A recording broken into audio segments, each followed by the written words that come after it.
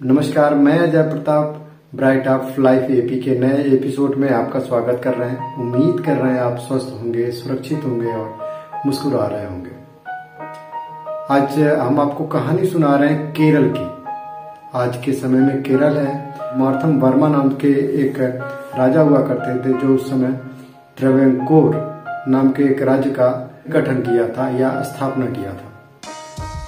उस समय ऊंची और नीची जाति के लोगों में बहुत ही ज्यादा अंतर हुआ करता था। आज तो स्थिति थोड़ी सी सुधार में है, लेकिन उस समय की परिस्थितियां शायद कुछ और हुआ करती थी। उस समय औरतों को अपने स्तन ढकने तक का अधिकार नहीं था। इस समय कोई भी आदमी अपना सर भी नहीं ढक सकता था। सोचिए कि आप कैसे समाज में जी रहे होंगे, या इस समय अगर ऐसी कोई घटना आपके सामने होती है तो आपके साथ कैसा प्रतीत या महसूस हो रहा होगा।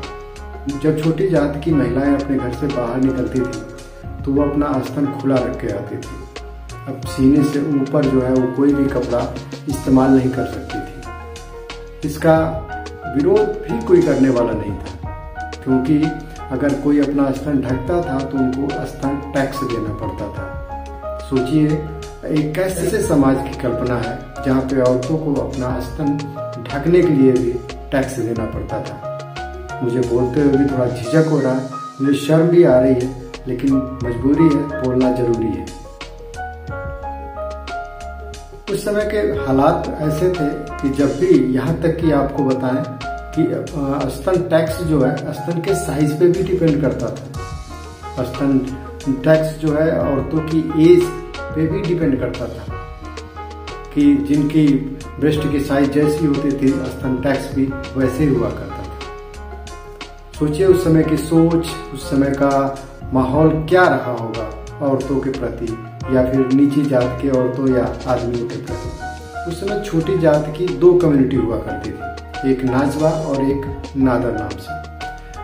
नाजवा नाम से एक कम्युनिटी में एक महिला हुई नांगेली नाम से। नांगेली जब शादी हुआ तो अपने ससुराल आई तो उस समय वो कानून लागू था, लेकिन उस कानून का इन्होंने बहुत विरोध किया कि नहीं, नांगेली जो है अपना स्तन ढक के चल रही है। ये खबर जो है वहाँ के राजा वर्मा के पास पहुंची। उन्होंने अपने ऑफिसर्स को वहां पे भेजा कि जाओ देखो ये कौन सी महिला है जो अपने स्तन ढक रही है, अगर ढक रही है तो वो अपना टैक्स ला कर दे।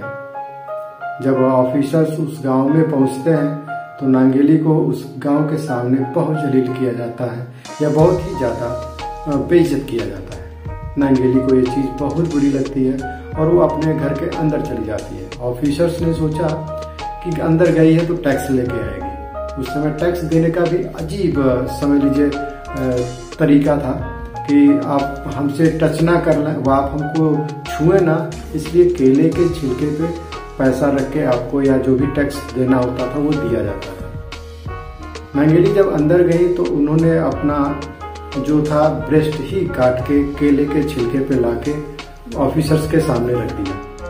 सोचिए कैसा विभत्स सीन रहा होगा जब नांगेली ने अपने ब्रेस्ट काटे होंगे। जब उन्होंने अपने स्तन को ऑफिसर्स के सामने रखा तो ऑफिसर्स जो है हक्का बक्का हो गए और वो वहां से तैसे तैसे भाग खड़े हुए। एक्सेस ब्लीडिंग होने के कारण नांगेली कुछ समय के बाद ही डेथ कर गई।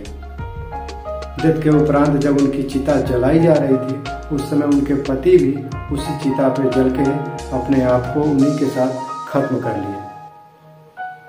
उसके बाद इस स्तन को टैक्स को लेकर नाजवा कम्युनिटी में बहुत ज्यादा विवाद हुआ और लास्टली 1803 में इस टैक्स को जो है खत्म कर दिया गया कि नाजवा कम्युनिटी जो है ये टैक्स, स्तन टैक्स नहीं देंगे। अब बारी नादर कम्युनिटी की थी।